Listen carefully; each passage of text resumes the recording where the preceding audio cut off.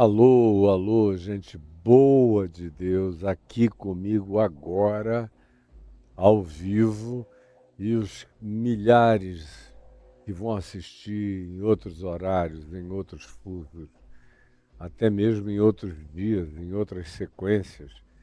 Se sinta completamente vivo, ao vivo e absolutamente objeto da ação real, verdadeira de Deus acontecendo no seu coração. Esteja você aqui comigo agora, ou esteja você em qualquer outra hora, saiba que o que está acontecendo aí dentro de você é real, é verdade, está acontecendo mesmo. É promessa de Jesus, de que o Espírito Santo, o Espírito dele, não nos deixaria. Ele disse: convém-vos que eu vá, porque se eu não for, o Espírito Santo, que virá da parte do Pai, e que é o Espírito que comunicará a vocês tudo que é meu, que serei eu vivendo em vocês, estará presente. E eu sou uma pessoa que vive disso, que crê nisso, que ama essa certeza, que nutre isso no coração todos os dias há muitos anos. E vou passar por esse planeta cheio dessa convicção todos os dias da minha vida. Cristo vive em mim. Já não sou eu quem vive, mas Cristo vive em mim. E quando eu estou aqui com o Novo Testamento aberto, no Evangelho de Mateus, no capítulo 6, no verso 10, ensinando a você a oração do Pai Nosso, assim chamada, ajudando você a compreender o conteúdo do que deve fazer parte da nossa mente, do que deve ser orado e, portanto, vivido, encarnado, experimentado, provado, engolido, processado, transformando a vontade de Deus, a palavra de Deus, em organismo físico, em manifestação neurológica, em sinapse, em compreensão, em formatação da mente, das reações, em transformação dos instintos, dos pensamentos, das emoções, dos sentimentos, das afeições e, portanto, transformando juntamente com isso o caráter. E com o caráter transformado, naturalmente, um comportamento frutuosamente alterado que vai crescentemente e processualmente se modificando. Isso acontece à medida em que o Evangelho de Jesus, eu não estou dizendo a mensagem da Bíblia, não. Como eu estou falando há décadas, não é de um dia, ou algumas semanas, ou de alguns meses para cá, ou de alguns aninhos para cá, há décadas, toda a minha vida. O que eu venho dizendo é a mesma coisa. E, de fato, por causa de uma organização humana, especialmente nos dias de Constantino, o que reuniram no quarto século como o Novo Testamento, indo de Mateus ao Apocalipse, por exemplo, existem também outros livros que no passado, em outros grupos cristãos, fazem parte, mas vamos deixar para lá, aqui para nós, de Mateus ao Apocalipse, que foi uma organização constantiniana, foi no quarto século, e eles decidiram colocar isso junto com o corpo da Bíblia judaica.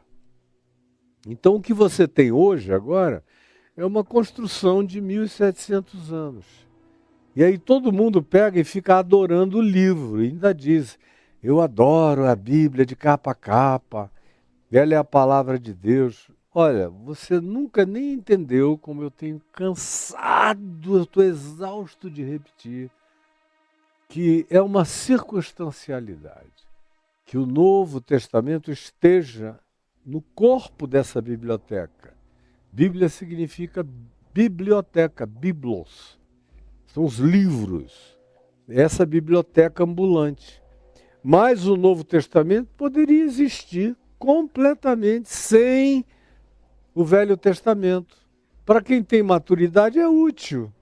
Sabendo de Jesus, como eu aprendi com a minha mãe, com meu pai, uma vez que você saiba de Jesus e Jesus tenha formatado o seu ser, tenha efetuado esse milagre, que é um milagre de transformação na sua vida, você lê o Velho Testamento como informação boa, edificante, necessária e fica e retém apenas o que passa pelo filtro de Jesus, porque Jesus é a palavra, é o Verbo encarnado.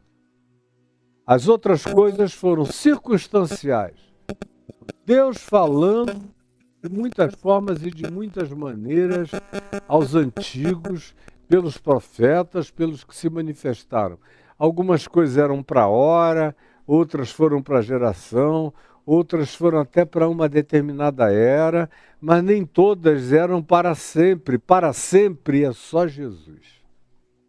Eternamente é só Jesus. Então, quando Jesus nos ensina a orarmos essa oração, que ele começa dizendo, olha, quando orardes, não useis de vãs repetições, não façam disso uma mantra, uma reza, uma mecanicidade. Isso tem que ser algo interiorizado, tem que tomar conta de tudo, da carne, do sangue, da mente, da alma, das sinapses, do ser psíquico, do espírito, e alterar todas as dimensões da vida, às vezes até de maneira meio súbita, outras vezes, na maioria delas, de maneira processual e crescente, quando diariamente a gente se submete a esses novos acréscimos, como quem come todo dia para crescer, para se desenvolver. A mesma coisa é na absorção da vontade de Deus, da compreensão dela. E ele diz, quando orardes, e é o que eu estou ensinando aqui, com vagar, para ver se você presta atenção, de que isso aqui não é um decoreba, isso aqui é para se transformar em pavimento para a vida, em chão para a gente pisar. É a preparação do Evangelho da Paz para a gente viver, experimentar, como eu digo aí no portal caifab.net, num texto que eu tenho repetido esses últimos dias regularmente, não é para conhecer o cardápio, é para comer a comida oferecida. Se você escrever a palavra cardápio aí no portal caifab.net na lupinha, você vai achar esse texto. Agora, tem muita gente que vem só para conhecer o cardápio, mas não quer comer a comida. E como eu falei na sexta-feira passada, a vontade de Deus só é conhecida se ela é praticada. Ela, para fazer parte de um pacote de racionalismos, tudo isso é bobagem. É filosofia inócua, que não vai produzir o resultado. É mangueira sem fruto, é árvore sem fruto. É oceano sem vida. É rio morto sem peixe, sem oxigênio. É a mesma coisa, é isso. É o livro, seja ele a Bíblia toda ou seja só o Novo Testamento, mas sem a leitura que se transforma em absorção, que se transforma em impressão poderosa, que se transforma em compulsão praticante. aonde eu vou e vejo o que Jesus ensinou e boto em prática. Só depois que eu começo a botar em prática é que eu vou vendo o chão crescer na minha frente. Com a sua concretude, com a sua realidade, com a sua inegabilidade. Mas a maioria, e eu estou respondendo a questões humanas há 50 anos sobre isto, as pessoas me perguntam, eu queria saber a vontade de Deus. Eu digo, então, cara, vai procurar outra pessoa. Porque eu não estou aqui para te ensinar qual é a vontade de Deus, eu estou aqui para te ensinar a praticar a vontade de Deus. Porque a única maneira de você saber é praticando. A gente não fica sabendo antes para praticar depois. A gente pratica primeiro. A gente tem uma noção, nem acredita naquilo. Perdoem até 70 vezes 7. Aí você ouve isso aí e diz que é absurdo. Demais, exagerado, quem consegue? Como se você fosse um filho de leão, de urso, de serpente, de cascavel. Em momento algum você considera que você é humano. E que é humano não para se desfigurar, para se animalizar de maneira predatória. Não, você é humano para se divinizar. É humano para se superar. É humano não para superar a humanidade, mas para desenvolver a sua própria humanidade. Porque a salvação proposta por Jesus no Novo Testamento é desenvolvimento da salvação. É desenvolvimento da consciência, do entendimento, transformando a consciência e o entendimento em prática para a vida. Essa é a revolução, essa é a transformação. É isso que regênesis a gente, que regenera a gente. É essa prática que põe a gente no chão do novo nascimento e que nos permite ver o reino de Deus, enxergar a dimensão que de outra sorte está diante de nós, mas a gente só enxerga quando põe o pé pela fé e começa a praticar. Antes disso, você tem só teorias a proclamar, mas não tem a realidade da vontade de Deus a praticar. Você, antes disso, por exemplo, se você é um cristão de declarações de crenças de natureza histórica, como um presbiteriano, um batista, um metodista, um luterano, alguma coisa assim, se perguntarem a você sobre milagre, você pode até dizer, não, eu creio em milagre. Aí alguém pergunta por quê? Você diz, eu vi Jesus fazer, eu li na Bíblia, no Novo Testamento, Jesus fazendo. Eu vi Jesus também, eu creio que ele ressuscitou dos mortos. Mas ele para ali. E qualquer outra coisa, se você quiser contemporaneizar essa manifestação de Deus para o dia de hoje, como um Deus que está para além de toda compreensão, que os cosmos dos cosmos não o podem conter, mas que ele todavia habita com quebrantado e contrito de coração, na mesma afirmação que diz que todas as dimensões não o podem conter, que ele transcende a tudo, que tudo é nele, mas ele não habita em nada que seja criatura ou criação como habitação exclusiva. Ao contrário, todas as coisas são nele. Ele permeia e pervade todas as coisas, mas ele não é as coisas que permeia e que pervade. Esse que é Deus e que é Pai, que eu estou te ensinando aqui já há 1 mês e pouco, repetindo a mesma coisa, ouve e intervém. É por isso que Jesus mandou pedir. E mandou pedir coisas também objetivas, como a gente vai ver nos próximos dias. Mandou pedir pão, mandou pedir comida, mandou pedir força para enfrentar a tentação, mandou pedir coragem para vencer, mandou que a gente tivesse poder para perdoar, o que é uma coisa completamente milagrosa, maravilhosa, e que tem a ver com uma reenergização da nossa capacidade de escolher e de decidir e de transformar a nossa decisão num projeto real de prática da vontade de Deus na vida. Tudo isso é milagroso. Tem gente, por exemplo, falando de arrependimento. Você precisa se arrepender. Arrependimento é um milagre. Você crê em arrependimento?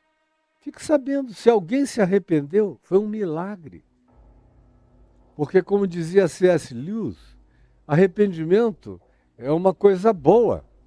Justamente sendo uma coisa boa, todavia, só quem precisa dele é gente ruim ou gente que fez coisas más. Agora, o arrependimento é uma coisa boa. Como é que eu vou esperar que uma coisa boa frutifique no coração de uma pessoa que só faz coisas más? Ou como é que eu vou crer que no meio da prática de coisas ruins o arrependimento simplesmente vai me esbofetear e aparecer? Não, quando um arrependimento me visita no meio da maldade que eu estou praticando, e há esse levante súbito na minha consciência, isso é puro milagre, isso é graça, isso é equivalente à ressurreição dos mortos, isso é equivalente a nascer um braço onde não havia braço, isso é equivalente a aparecer olhos onde não havia olhos, é como construir visão onde não havia visão. Isso é milagroso. E a oração que Jesus nos ensina não é apenas para a gente ficar fazendo especulações cósmico-universais, transcendentais, filosofais. Não, isso é chamado para cá, para o chão, onde tem pão, tem vida, tem relacionamento, tem dor, tem angústia, tem expectativa de soluções. Isso tudo está presente nessa invocação e na evocação da vontade de Deus. Como eu já disse e repito, eu invoco o conhecimento da vontade de Deus na minha ignorância.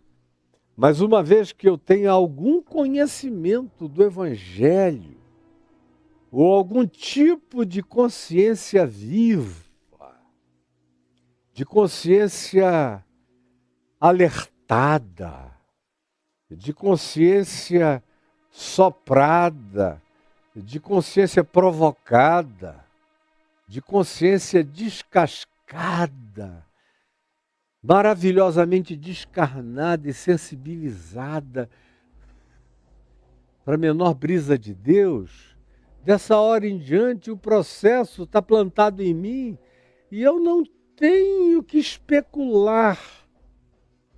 E é sobre isso que agora e nesta semana eu vou falar com você. Por isso é que eu quero que todo mundo faça o que eu estou dizendo na sequência. Tinha gente que tinha caído aqui de paraquedas e eu mandei para Mateus capítulo 1, verso 1, e eu estou recebendo todo dia de algumas dezenas de pessoas a gratidão de dizer, meu Deus, eu não podia ter caído simplesmente em cima porque é maravilhoso o Evangelho, tem começo, meio, fim, até a genealogia de Jesus. Outro dia, uma pessoa me disse, revolucionou a minha consciência de tudo, tirou um véu da minha cara.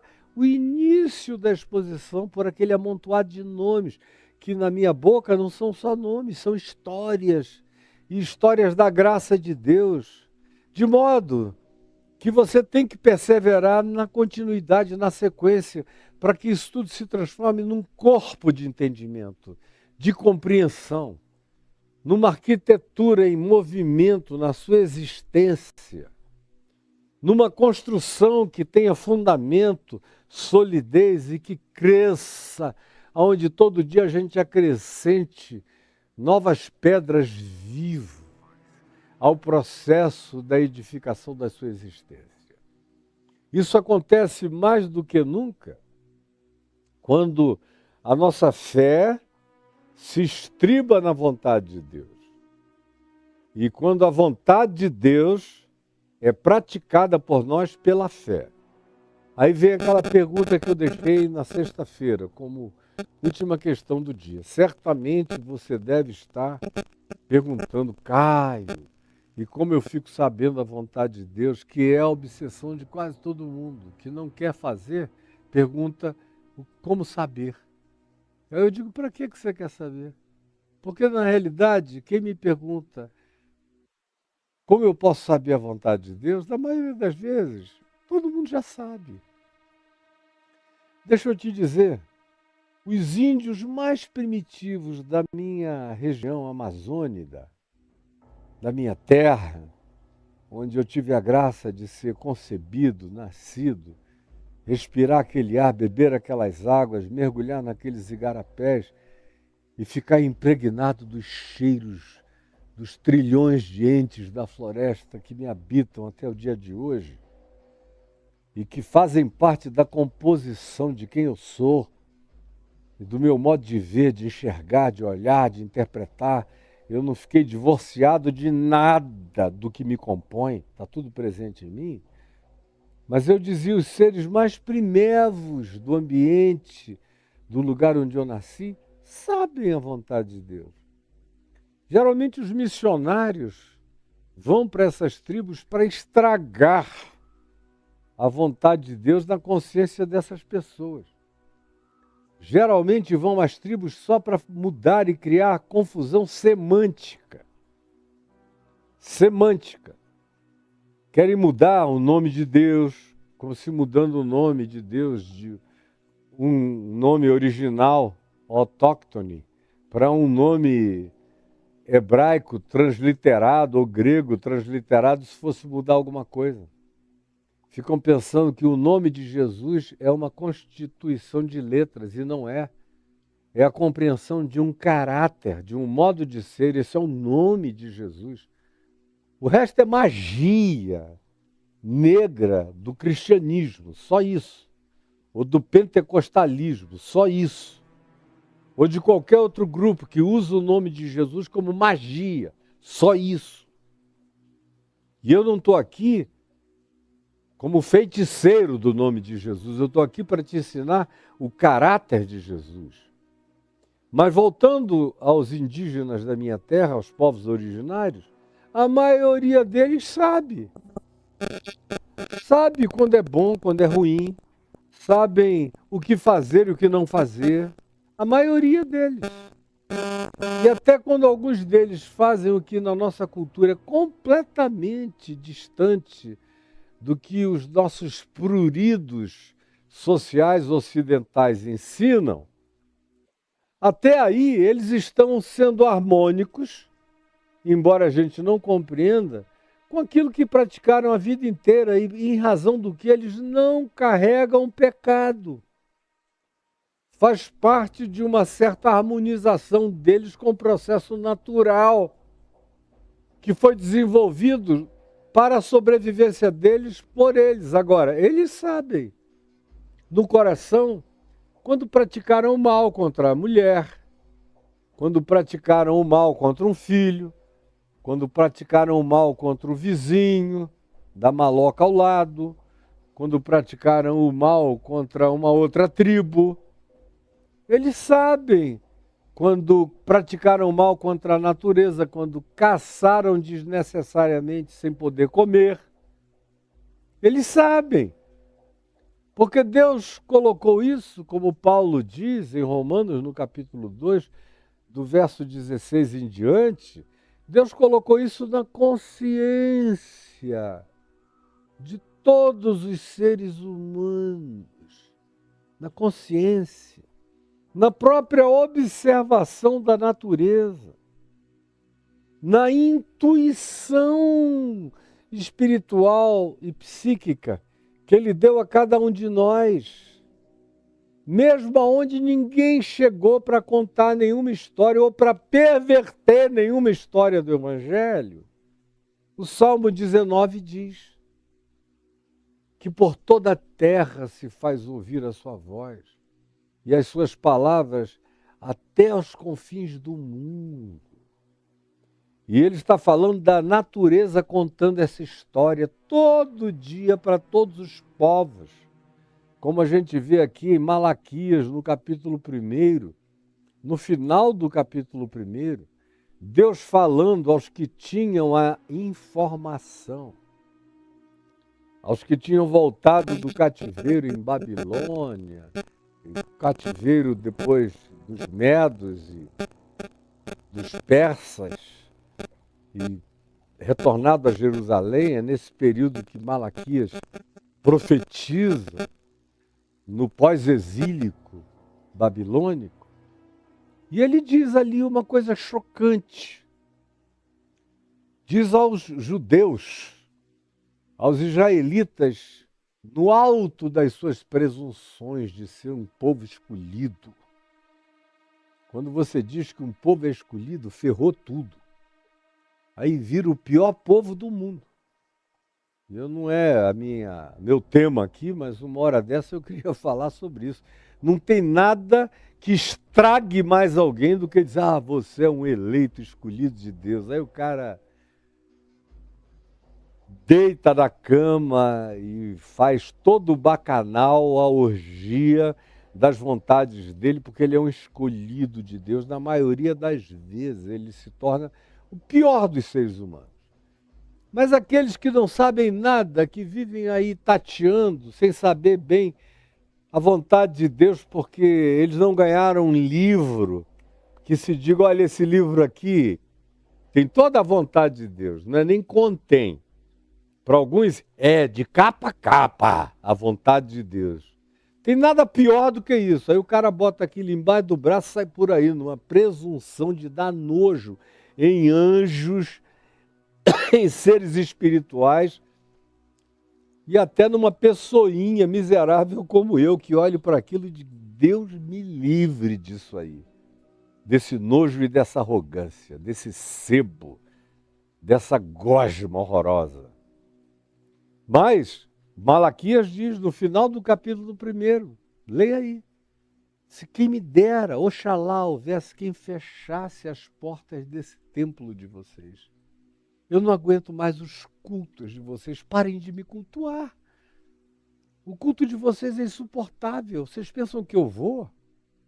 Eu não vou. Eu não estou presente. Exceto pelo fato de que eu não estou ausente de nada. Mas eu não estou presente só porque eu não estou ausente. A minha presença prazerosa não se manifesta em nada com vocês. Por isso, quem me dera houvesse quem fechasse as portas desse templo, quem acabasse com essas ofertas, quem acabasse com tudo que vocês trazem, quem tivesse a coragem de apagar essas lâmpadas, essas luzes, esses fogos de sacrifício a mim, quem me dera, porque fiquem sabendo, seus religiosos torpes, que em toda a terra o meu nome é adorado. E que em todas as nações da terra o meu nome é cultuado. Ele está falando isso 400 anos, 450 anos antes de Jesus. Antes de evangelização, ide por todo mundo, ou qualquer outra coisa.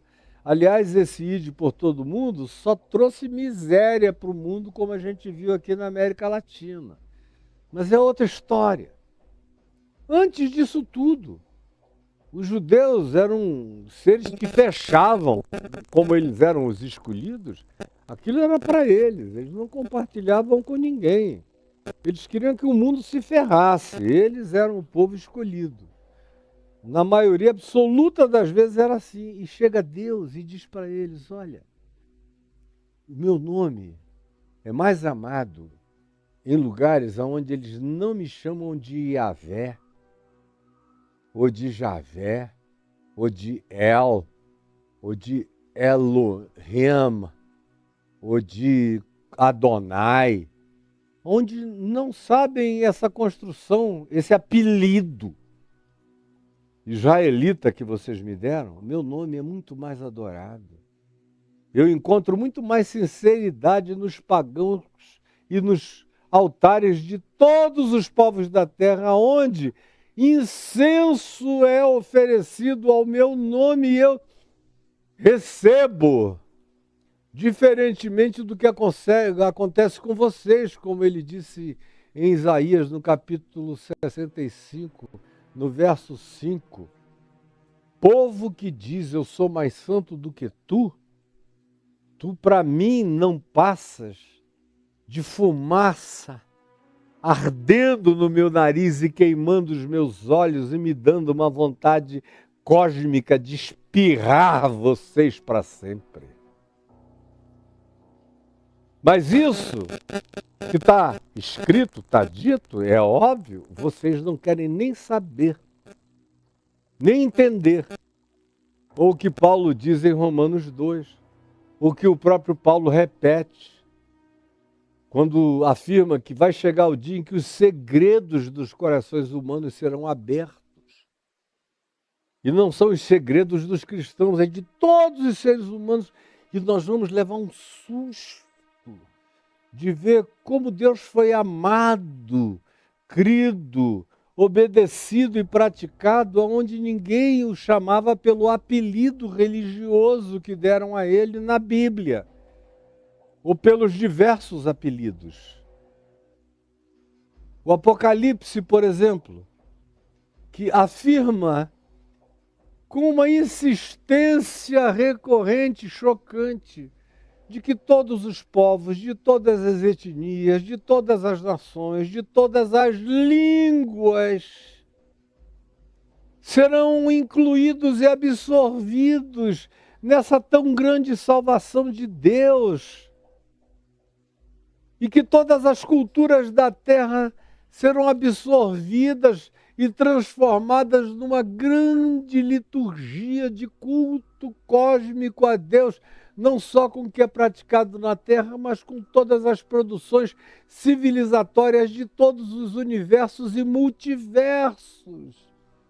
O Apocalipse abre um cenário não só de humanos cultuando, mas da criação inteira da terra, dos céus e das múltiplas dimensões, em louvor a Deus, criaturas impensáveis, que não carregam nenhum traço de hominídeos e que são seres de uma inteligência absolutamente sublime em adoração a Deus. E conclui dizendo que a chamada Nova Jerusalém, que é uma arquetipia da sociedade ressurreta, glorificada em Cristo Jesus, com portas abertas para todos os lados, para que gente do norte, do sul, do leste, do oeste entre sem acepção de pessoas, porque Deus não faz. E diz que ali no centro está a árvore da vida, que dá fruto todos os meses do ano, e que até as folhas da árvore da vida são para a cura dos povos. Até as folhas da árvore da vida são para a cura dos povos.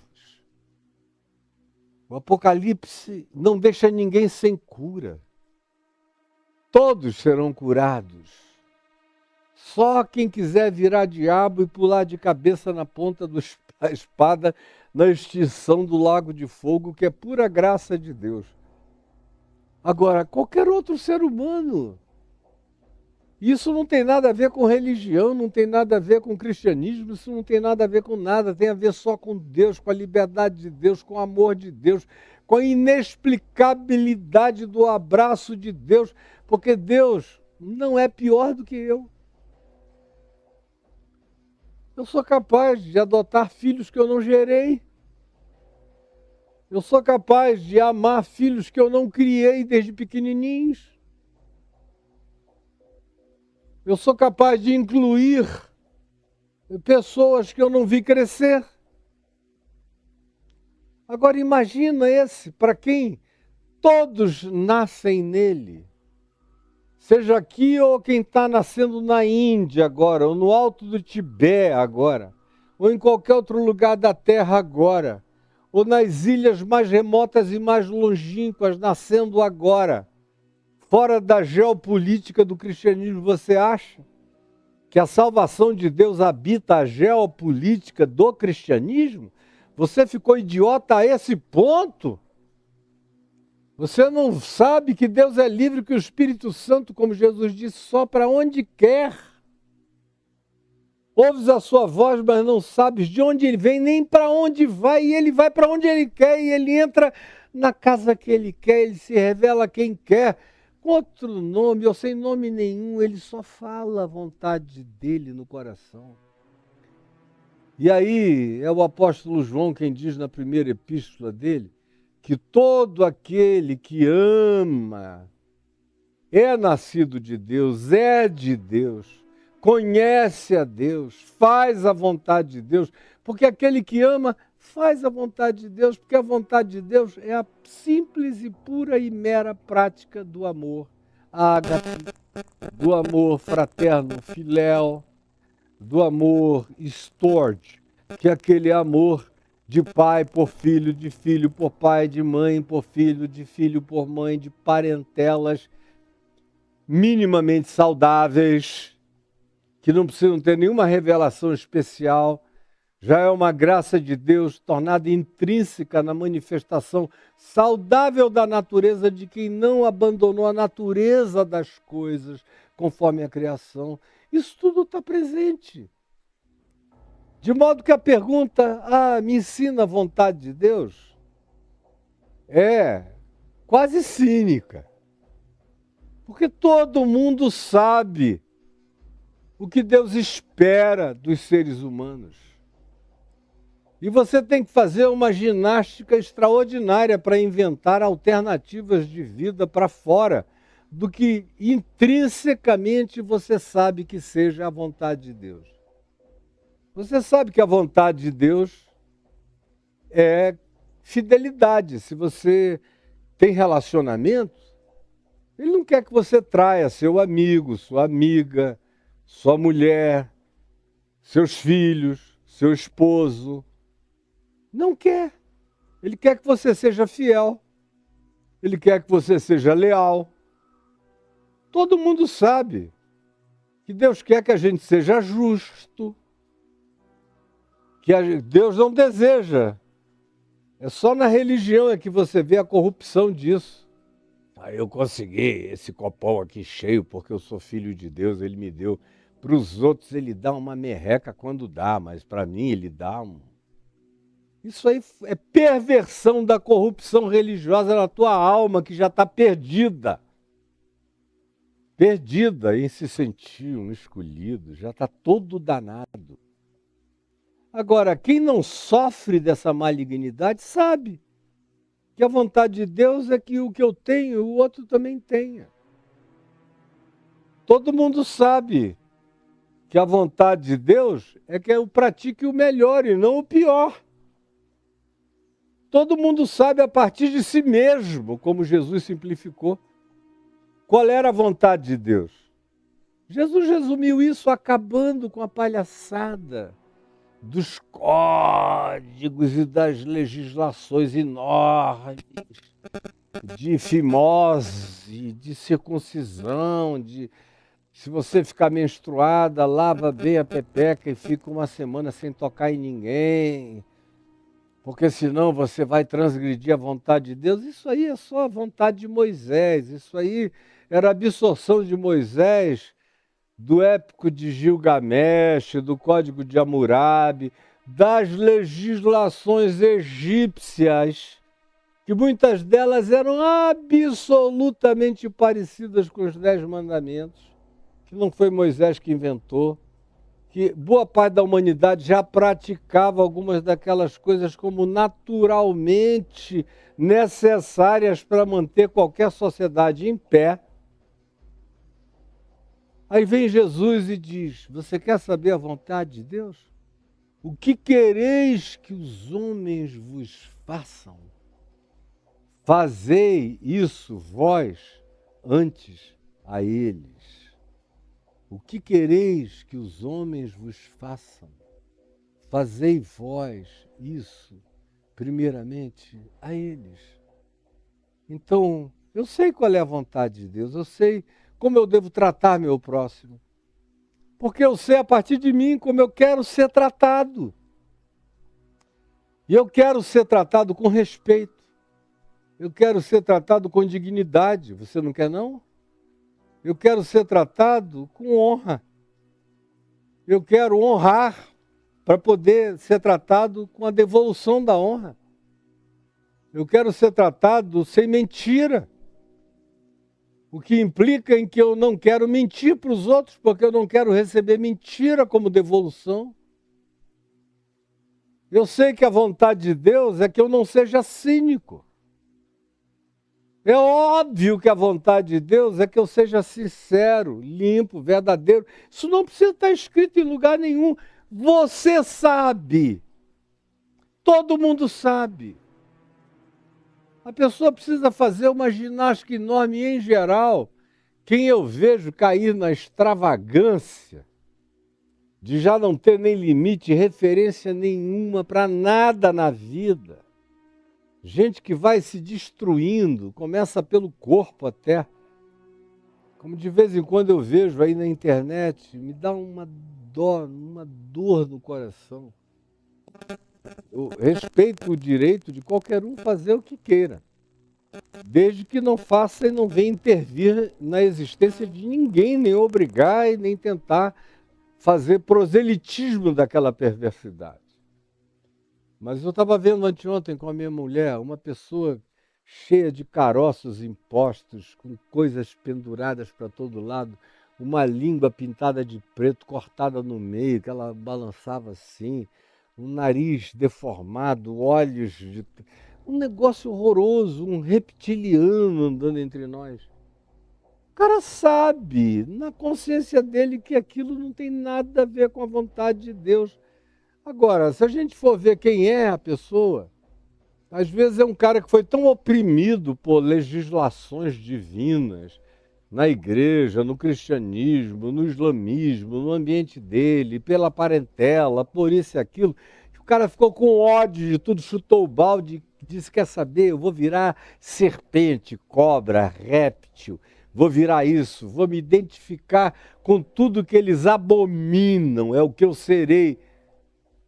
Mas já faz muitos anos que eu habito uma câmara de lapso de compressão de tempo, ouvindo as experiências de milhares e milhões de pessoas, e eu sei sobretudo quando a hora da morte vai se aproximando, como as pessoas aparentemente mais duras, mais distantes, mais secas, de repente tem aquela crise de regênesis.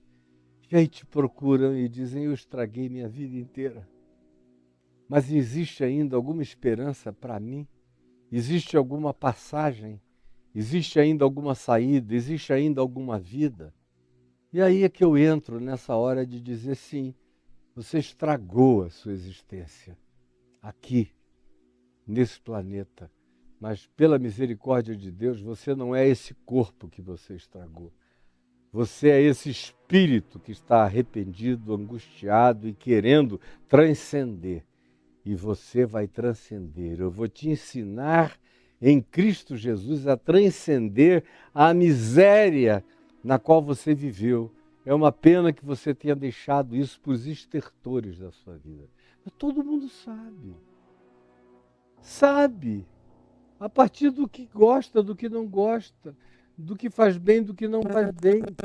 E para praticar o mal, o sujeito tem que cauterizar a consciência. Tem que se tornar um cínico, indiferente, tem que se vestir de sarcasmo, tem que se tornar uma pessoa impermeável, tem que ser cauterizada de cima a baixo e dessensibilizada por inteiro. Do contrário, vai ser molestado pela certeza da vontade de Deus. Pode ser ateu, agnóstico, pode ser o que queira, sabe o que é certo, o que é errado, o que é bom, o que não é, o que é humano, o que não é humano, o que é desumano, o que é inumano. Sabem. Porque a vontade de Deus não é nada para além do que seja humano. Como Jesus ensinou, o que quereis que os homens vos façam, fazei vós isto a eles. Ou seja, tudo aquilo que constrói a vida humana é a vontade de Deus. E vocês sabem disso na carne, na pele, na absorção psíquica, na dor psíquica, na alegria psíquica, no conforto psíquico espiritual, no conforto físico orgânico. Vocês sabem qual é a vontade de Deus? Vocês sabem se a vontade de Deus é fome ou se a vontade de Deus é pão e alimento? Vocês sabem o que é a vontade de Deus para a vida de vocês e, portanto, não tem desculpa. Se é algo que vocês querem para vocês, é algo que vocês devem querer para todos, senão o Pai não é nosso. E se o Pai não for nosso, não é teu, entendeu? O Pai só é nosso se for meu. Agora, se eu quiser que o Pai seja só meu e de ninguém mais, ele não é meu, é só dos demais. E não meu. Isso é uma ordem universal em relação à qual ninguém entra em disputa porque já perdeu. Então, a vontade de Deus é óbvia. Óbvia. E aí se tornou infinitamente mais óbvia do que o que a consciência nos narra, como Paulo, que creu profundamente no poder da vontade de Deus, revelada na consciência humana, quando ele pega o Salmo 19, lá em Romanos 10, e o aplica a algo que tem o poder de emancipar os seres humanos em qualquer nação da terra onde ele nunca chegaria, nem chegou para pregar, e ninguém chegaria ou chegou para pregar, mas ele cria que ninguém ficaria de fora, porque, conquanto o Salmo 19 esteja falando de como a natureza fala da vontade de Deus por toda a terra, e ninguém foge a esse escopo, Paulo associou isso a uma perspectiva soteriológica. Associou isso à salvação, dizendo, e não ouviram? É claro que ouviram, pois, cita o Salmo 19, por toda a terra se faz ouvir a sua voz e as suas palavras até os confins do mundo. Então todo mundo. Aí você diz, Caio, por que então que você quer pregar o Evangelho em todas as línguas da terra? Porque Jesus mandou. Jesus mandou, como dizia o meu mestre, reverendo Antônio Elias, foi também mestre do meu pai, e um grande amigo do meu pai, um grande preceptor e amigo da minha vida, da minha alma. Foi uma das pessoas que mais me promoveu nesse mundo, foi o reverendo Antônio Elias. Eu não me lembro do dia que nós dois, aos prantos, na casa dele, eu novinho, recém-convertido, começando a pregar, eu tinha levado de Manaus a Niterói por ele, meses depois da minha conversão, para pregar no púlpito da Igreja Presbiteriana Betânia, na ESA, na reunião do doutor Acioli e do Paulo Brito, lá na ABI, na Maranata, em outras igrejas, onde ele fez uma agenda para mim. E eu me lembro de nós dois em pé na salinha da casa dele, na rua Major Frois. E ele olhou para mim e falou, meu filho, Deus separou coisas inusitadamente lindas para você viver e você fazer. Eu vejo o futuro da graça de Deus na tua vida. E pregue o Evangelho, esse Evangelho. Porque é a única maneira que a gente tem de garantir às pessoas a segurança da posse dessa consciência da vontade de Deus e da graça de Deus na vida. Todo mundo possui, mas quando a gente traz e abre o Evangelho, as pessoas botam o pé num chão sólido, numa rocha firme. Aí ele começou a chorar e eu também. E falou, e eu sei que você vai fazer isso com todo amor e jamais sem fanatismo. Porque eu vejo que você está cheio do amor de Cristo Jesus. Mas também vejo que você não tem nenhum fanatismo. Prossiga assim. E eu assumi para mim, já na minha tese de ordenação ao ministério da Igreja Presbiteriana, muitas décadas atrás, escrevi uma tese justamente sobre isso, sobre a revelação da vontade de Deus fora de todas as instituições religiosas, fora de Israel, fora do cristianismo, fora da igreja congregacional, da congregação, fora a liberdade de Deus de se revelar a quem quer, onde quer, para quem quer. Deus falando à consciência, Deus falando através das coisas criadas, Deus falando através de todas as dinâmicas psíquicas da gente, em sonhos, em revelações, em pesadelos, através da comoção que bate na gente pela palavra de um filho, de uma criança, por uma cena de horror ou de beleza que a gente assiste e que nos engravida de uma certeza enorme do que seja bom para ser feito e do que seja errado para ser deixado de lado ou até rejeitado para sempre. Todo mundo sabe. Essa foi a minha tese. E a consumação disso, para quem não quer ter dúvida nenhuma, e tem a oportunidade de chegar ao Evangelho e aprender com Jesus, como Jesus disse, aprendei de mim. Não é de Moisés, nem de Davi, nem de Josué, aprendei de mim. Porque eu sou manso e humilde de coração e achareis descanso para as vossas almas. Aí lá na minha ordenação, no terceiro dia de exame, todo mundo naquele frisson, o que é isso? Que tese é essa? Meu Deus, isso é liberalismo, é universalismo. Eu dizia, não, eu não sou universalista. Não, todo mundo tem o direito de escolher não ser de Deus. O universalismo não dá essa graça às pessoas. Qualquer um tem o direito de escolher virar diabo, ir para o inferno. O universalismo não dá essa graça às pessoas, é uma escolha, livre-arbítrio. A graça é extinguir depois que todos os elementos da confusão são retirados da mente de um ente assim, e ele fica limpo, limpo, limpo para enxergar toda a verdade, e mesmo enxergando toda a verdade de tudo, em toda a construção, no conjunto multidimensional de revelação para ele, ainda assim ele diz, eu sou um diabo, meu lado é esse. Aí a misericórdia de Deus o coloca naquele lugar que eu falei outro dia aqui para nós, que é o lago de fogo, que não é um lugar para ficar fritando, é extinção. Extinção. Como fogo extingue tudo, extinção. Desaparecimento, é o Nilo. Mas aí me perguntaram lá, há 50 anos atrás praticamente, e qual é a sua motivação para pregar? Eu disse, vocês veem.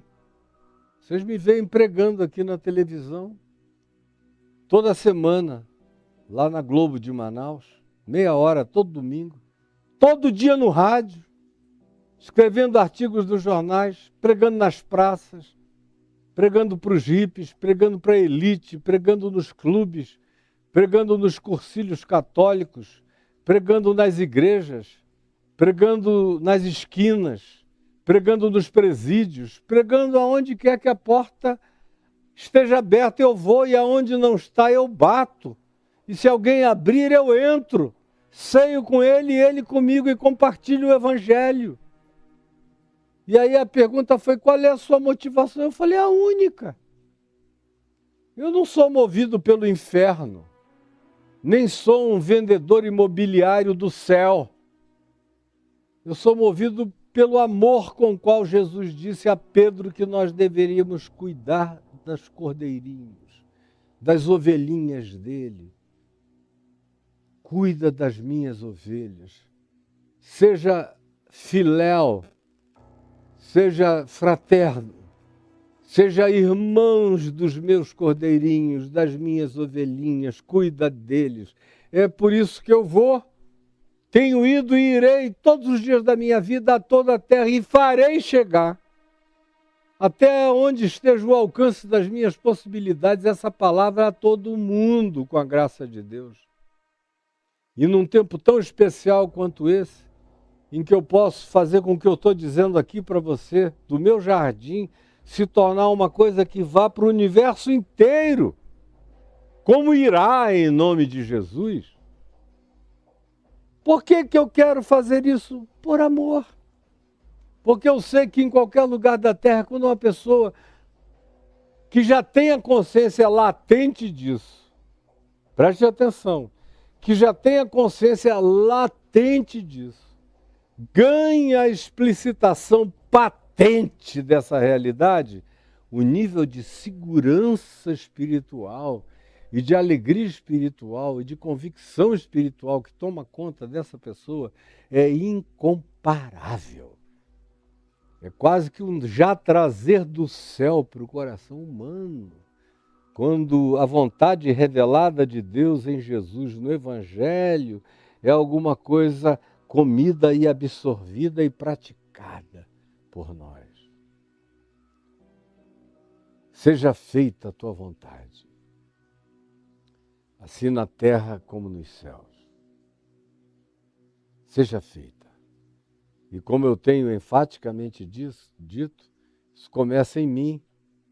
E a vontade de Deus, como eu disse sexta-feira, não é seja elocubrada a vontade de Deus. Seja estudada em palavras gregas ou hebraico a vontade de Deus. Em português mesmo, você pode saber toda a vontade de Deus. Mesmo sendo analfabeto, se você me ouvir, você está entendendo toda a vontade de Deus para a sua vida. Todo o conselho de Deus para a sua vida.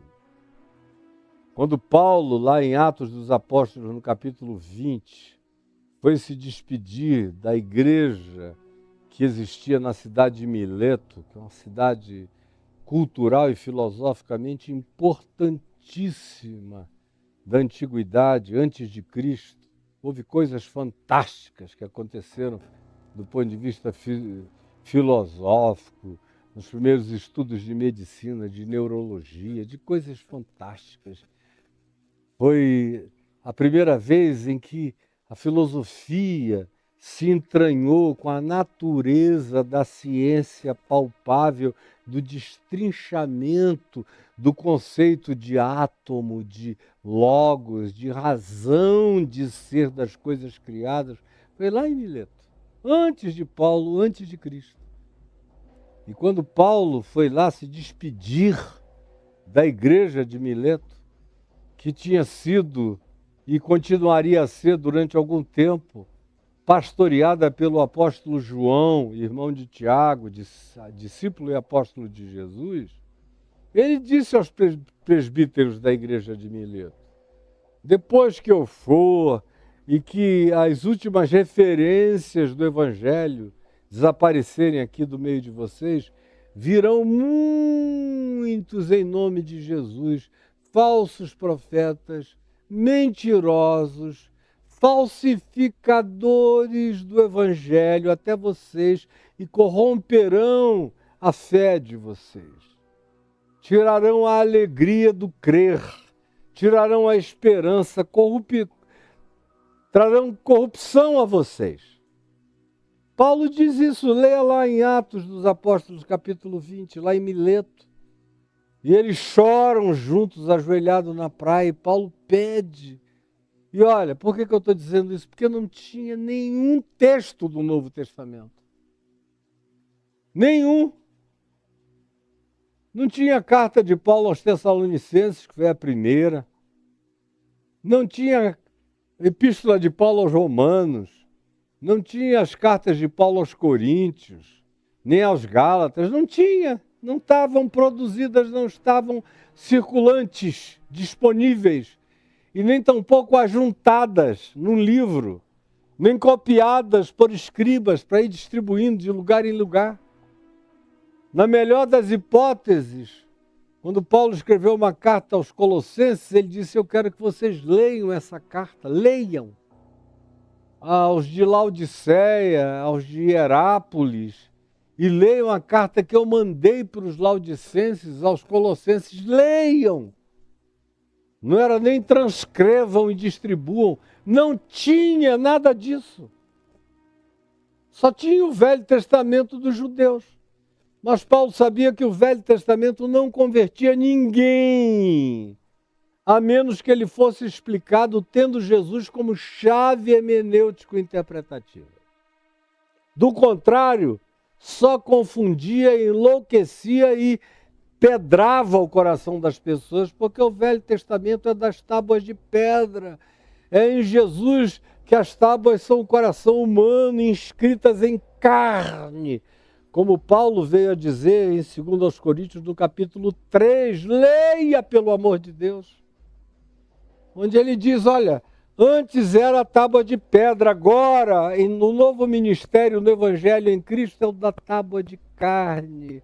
O outro era o ministério do medo, da morte, do pânico, do véu.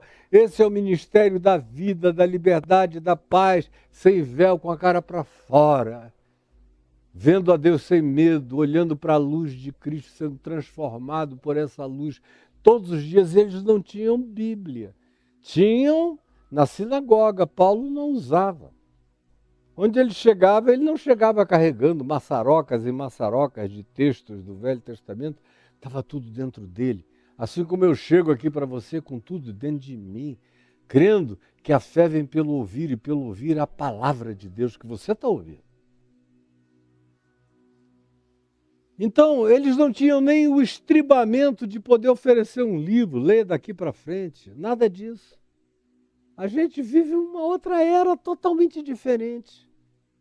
De como tudo começou e de como tudo foi genuíno e autêntico. E foi extremamente genuíno e autêntico justamente e paradoxalmente no período em que o pessoal não tinha nenhum evangelho de Jesus, nenhum texto de apóstolo, não tinham nada. Tinham no máximo o testemunho falado e, sobretudo, a carta viva. Como Paulo diz, a carta viva, a carta encarnada, a carta vivida, a carta comportamentalizada, a carta existencializada, a carta amada, a carta que virou amor fraterno, perdão, acolhimento, inclusão, misericórdia, interesse. A prática disso é que era o evangelho que eles podiam ter acesso. E o amor de uns pelos outros era o testemunho de que aquilo era verdadeiro, conforme Jesus disse em João, no capítulo 17, na sua oração sacerdotal. Então, ninguém tem desculpa. Todo mundo sabe. Agora, você tem menos desculpa ainda. Porque você já nasceu num tempo em que pelo menos esses 4 evangelhos estão aqui e eles são suficientes. Eu garanto a você. Eu já li tudo que dos outros evangelhos chamados pseudoepígrafes ou apócrifos foram escritos. Li todos eles, todos, várias vezes. Desde que foram aparecendo e se disponibilizando, eu não só os tenho na internet salvos, mas eu tenho livros com todos eles publicados. E eu não sinto falta de nenhum deles acrescenta nada ao que o Evangelho de Mateus, Marcos, Lucas e João nos oferecem. Chegam a ser pobres. Só ficam cultuando a eles que estão querendo saber se no Evangelho de Tomé, o que se diz foi: então Jesus beijou a boca de Maria Madalena. E justamente nessa hora diz: então Jesus a está rasgado o texto e ninguém sabe complementar, e os acadêmicos disseram, beijou a boca. E para ser diferente dos outros beijos com os homens. Mas é tudo bobagem de acadêmico, que não tem o que fazer, não tem fé para praticar, não creem no evangelho, não creem em milagre, não praticam nada disso, ficam vivendo na Torre de Marfim, gastando tempo com isso. Mateus, Marcos, Lucas e João bastam. A partir deles eu leio Paulo para trás e leio o que foi produzido antes no Velho Testamento. O que passar pelo filtro de Mateus, Marcos, Lucas e João, pelas palavras de Jesus, pelo ensino de Jesus, fica reatualizado e ressignificado. Agora, o que não passar cai em obsolescência, em caducidade. Só é uma informação antiga que eu conheço, porque eu conheço muita coisa. Conheço porque eu gosto de ser culto, de aprender, de saber. Mas para a prática da minha vida e para o ensino das pessoas, da minha boca não sai como proposta para ninguém. Só Jesus é a proposta. Mas nós temos Mateus, Marcos, Lucas e João. E aqui a gente tem uma dimensão da vontade de Deus explicitada para os humanos. Para os humanos. Presta bem atenção. Para nós humanos. Porque não é a vontade de Deus para os leões, nem para as focas, nem para os pinguins. Eles têm a vontade de Deus intrinsificada na natureza deles. Eles têm. Vocês vejam como os papais pinguins são maravilhosos. Melhor do que qualquer pai humano. Como o papai águia cumpre os seus deveres. Eu tinha aqui do lado ali da porta de um dos nossos quartos, durante uns 10 anos, um ninho de sabiás. Eles botavam os ovos deles lá e criavam os filhos. E eu ficava vendo aquela lindeza da mamãe sabiá que chocava. Quando chegava um determinado, ela precisava comer. Então, o papai sabiá vinha com aquele monte de comidinha no bico e jogava no biquinho dos filhos. Ali que eu comendo, depois da choca, depois que já tinham eclodido os ovos, eles precisavam se alimentar.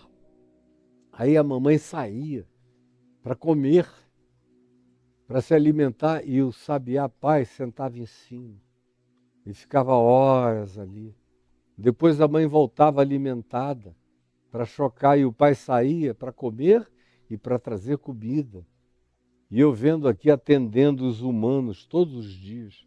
A mulher vindo reclamar porque o cara só dava pensão para os filhos se fosse na justiça.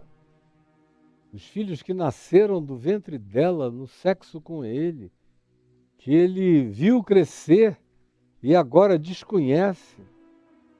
A natureza carrega a vontade de Deus intrínseca dentro dela.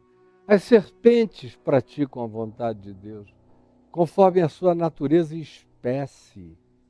Os calandros, os seres reptilianos de todas as naturezas praticam a vontade de Deus conforme a sua espécie. Os grandes corpos celestes marinhos, as criaturas de todas as naturezas praticam a vontade de Deus segundo a sua espécie.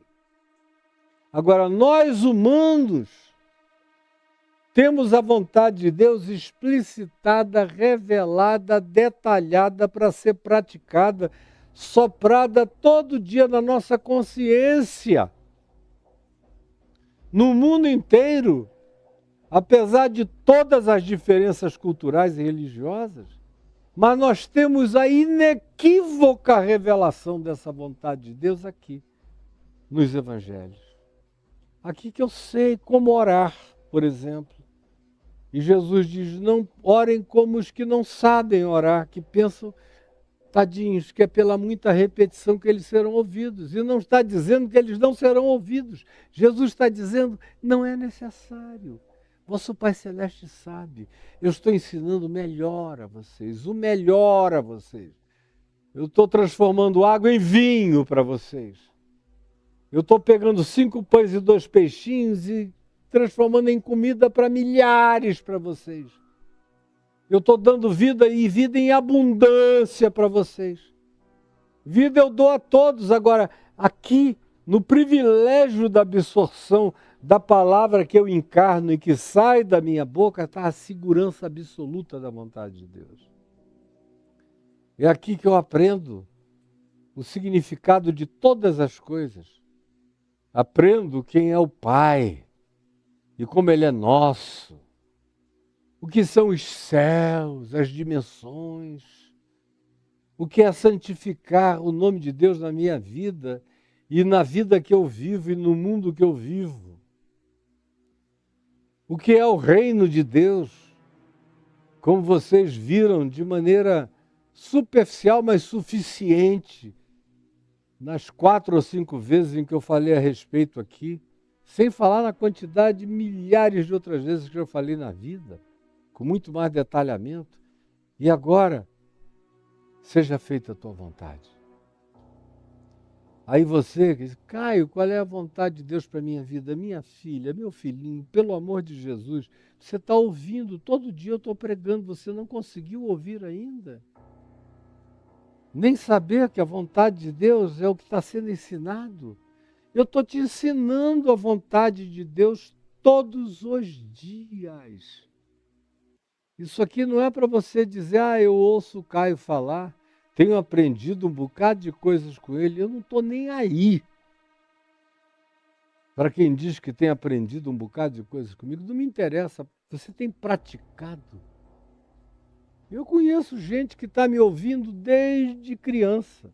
Alguns nasceram me ouvindo. Outros eu vi desde 15, 16, 17, 18 anos me ouvindo, embevecidos, meus discípulos, que me seguiram anos e anos e anos e que se gloriavam em dizer que eram meus discípulos, que eu era o mentor deles.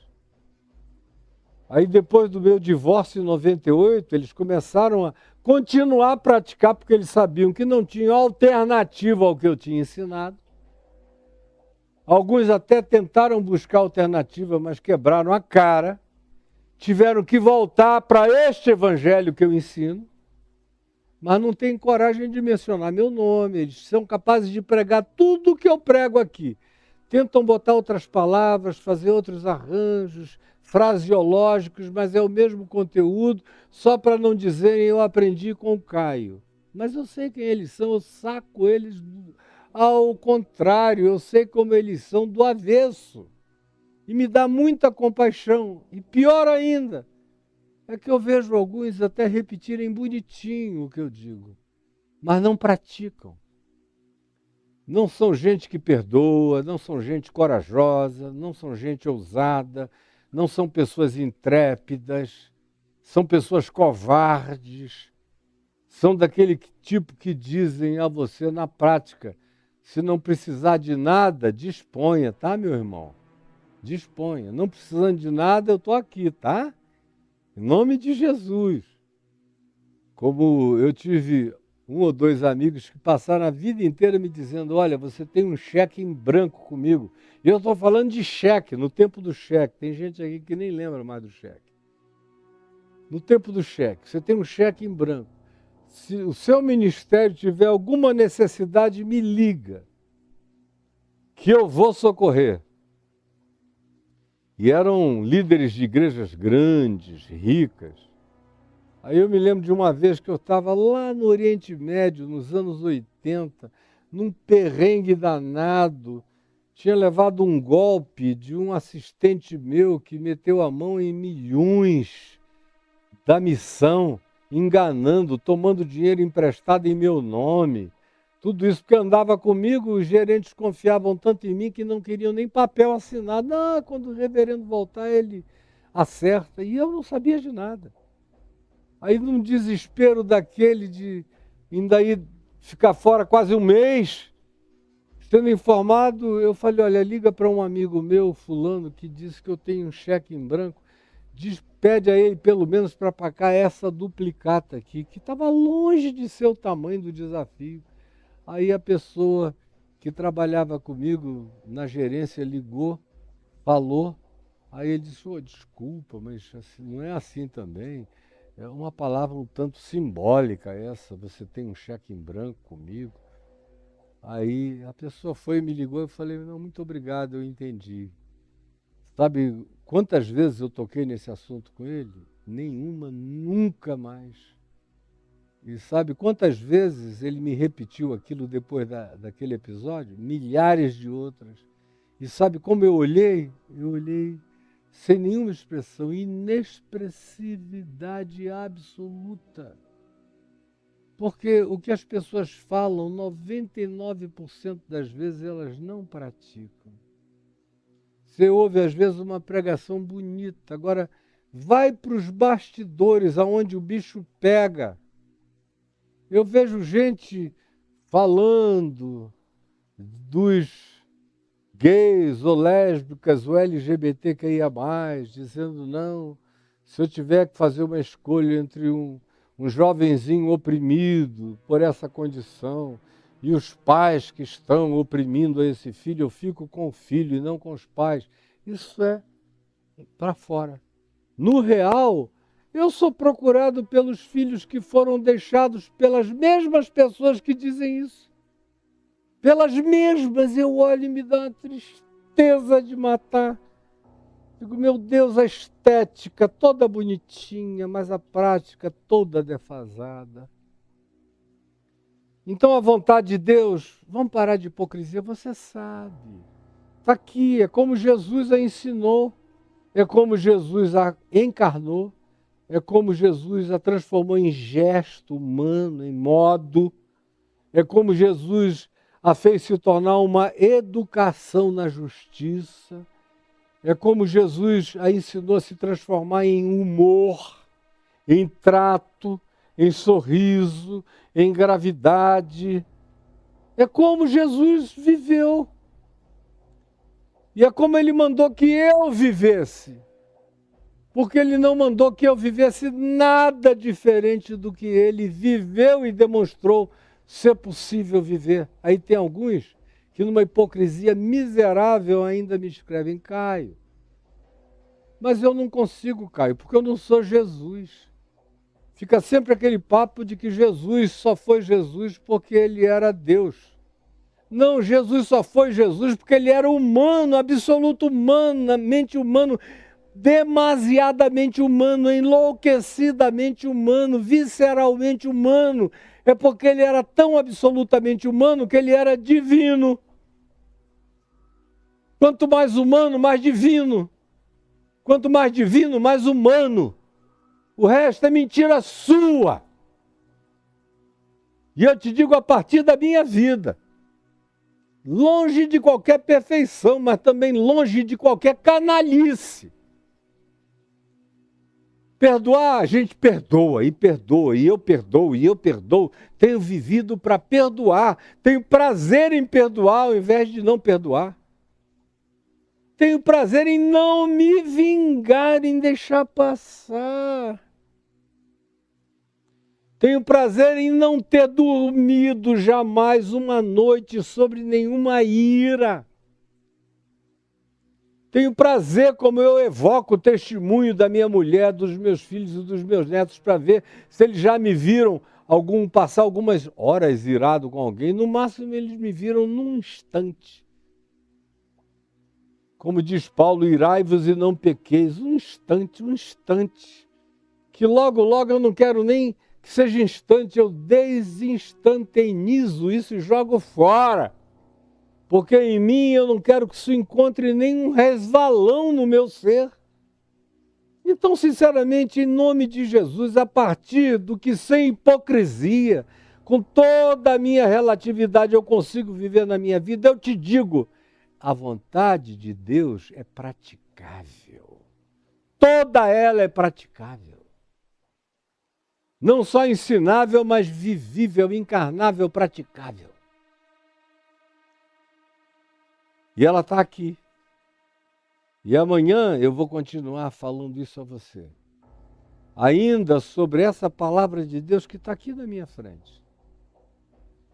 Fora que vem de maneira subjetiva na minha consciência, nos meus sonhos, nos meus pesadelos assustadores, nas minhas impressões relacionais.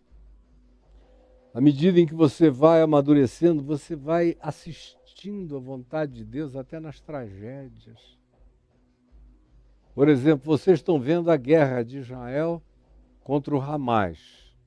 Alguns estão vendo a guerra de Israel contra os palestinos. E alguns estão vendo a guerra de Israel contra os usurpadores. Depende do olhar e da perversidade de cada um. Eu estou vendo Israel sendo Israel, só isso.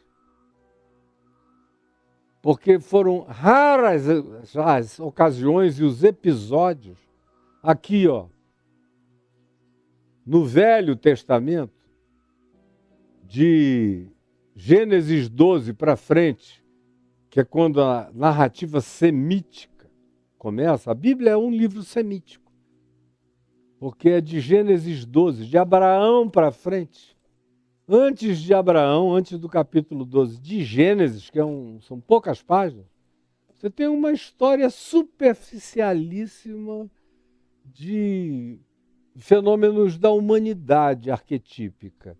Mas é do capítulo 12 de Gênesis em diante, quando se começa a falar do semita, nascido em Ur dos Caldeus, na Mesopotâmia, Abraão, é que a gente é introduzido à Bíblia. E a Bíblia é um livro, portanto, de histórias semíticas que convergiram para os hebreus, dos hebreus para os israelitas, para os filhos de Israel, de Jacó, e os israelitas são os que ocupam o Velho Testamento. E aí depois se dividiram, porque nem irmãos conseguiam ser uns dos outros, se separaram os irmãos, nunca foram irmãos. 11 quiseram matar um deles, José. 10 quiseram matar José. Aí ficou só, de fato, depois do Reino Sul, Judá e Benjamim.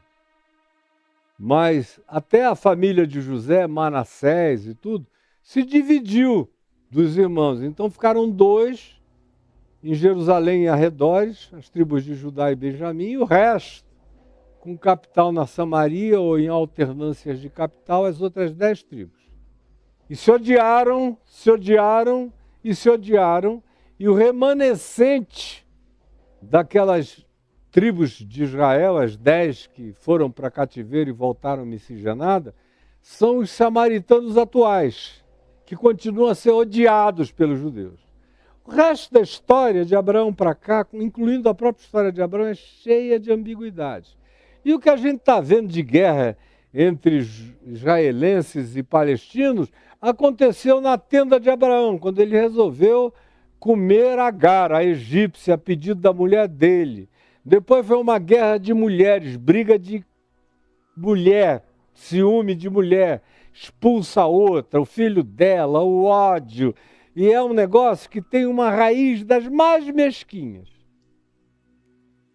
E, como disse Paulo, de acordo com a semente, assim será também o fruto. Assim como é a primícia da massa, assim é a massa inteira. E a primícia não foi legal. Nem nos patriarcas de Israel. O povo de Israel, meu Deus, é o povo da desobediência. Aí vocês ficam chamando do povo escolhido para entrar no cacete. E não aprender nunca, voltar sempre arrogante, supremacista e por cima.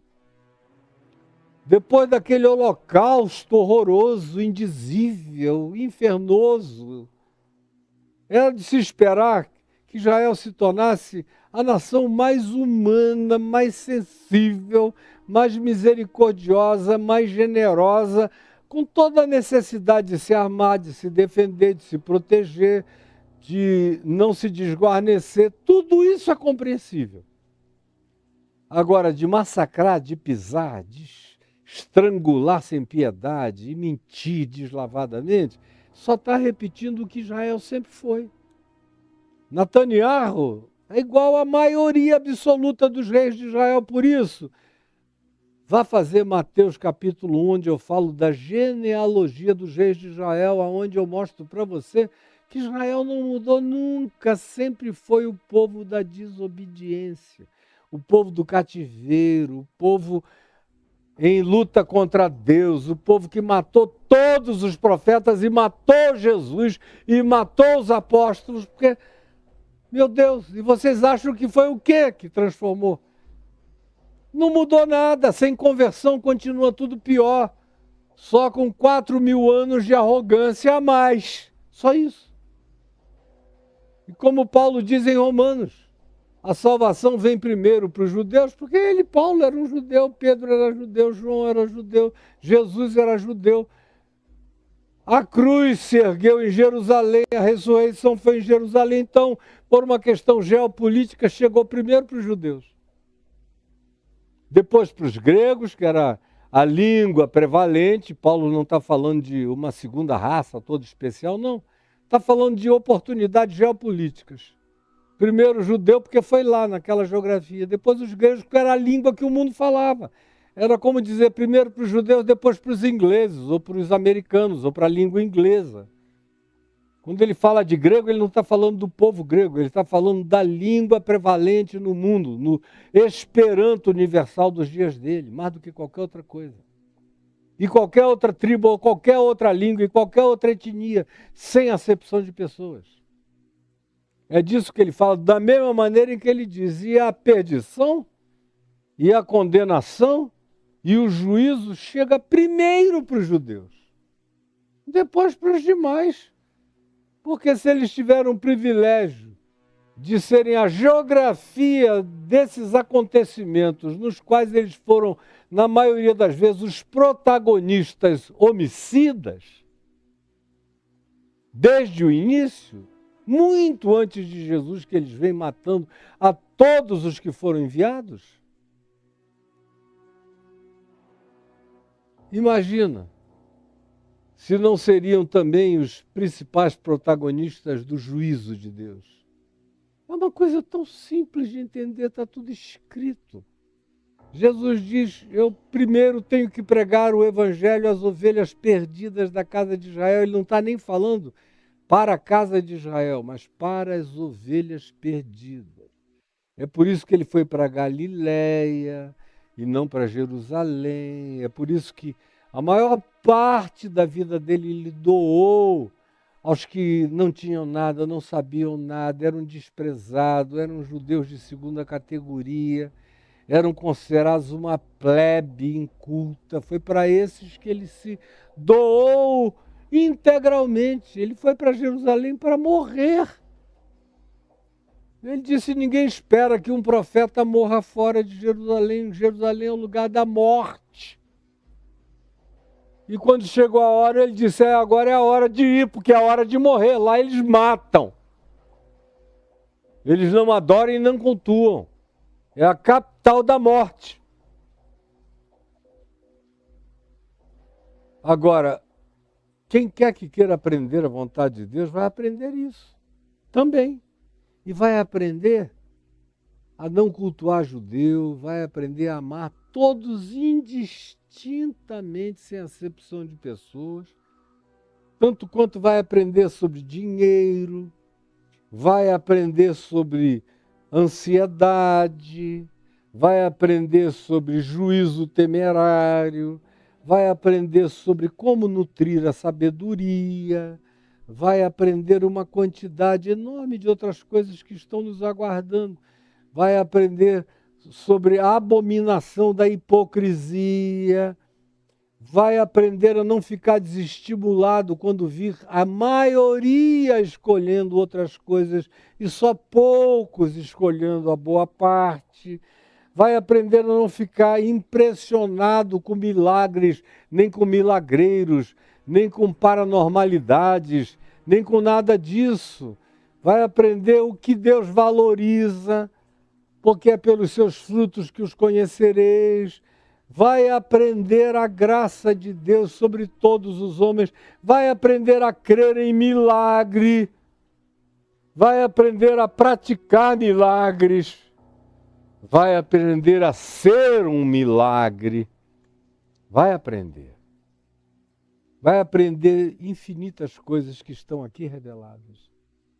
E é para essas coisas que eu convido você. Aí eu sei, daqui a uns dias, eu vou trazer uma outra pergunta que todo mundo me traz. Tá bom, Caio, eu já sei agora o que Deus quer de mim. Agora, me diz, o que Deus quer que eu faça como profissão? Como é que Ele quer que eu gaste esses anos que eu tenho de vida aqui? Porque todo mundo quer aprender a vontade de Deus decorrente de um psicotécnico. Ou uma certeza absoluta de que se ele fizer aquilo, ele passa no vestibular. Ou ele vai ganhar muito dinheiro se ele fizer aquilo, aproveitando aquele potencial. E é aí que os coaches nadam de braçada, especialmente os coaches marsalizados. Não só ficam ricos, mas nadam de braçada e vocês vão atrás. Eu vou chegar lá. Eu prometo que vou chegar lá, mas hoje eu peço a Ti, Jesus, que o que eu disse aqui, sem nada escrito a não ser na inscrição do Evangelho no meu coração, tenha chegado, tenha ardido, tenha queimado, tenha iluminado o coração de muitos. Traze os outros que ainda não vieram e ajuda-nos a encontrar esses outros que precisam estar aqui e trazê-los para serem beneficiados por essa boa nova que não sabe ser diferente do que a boa, agradável e perfeita vontade de Deus em Cristo Jesus para cada um de nós. É o que eu te peço, que esteja acontecendo pelo poder do Espírito Santo, em nome de Jesus. Amém e amém.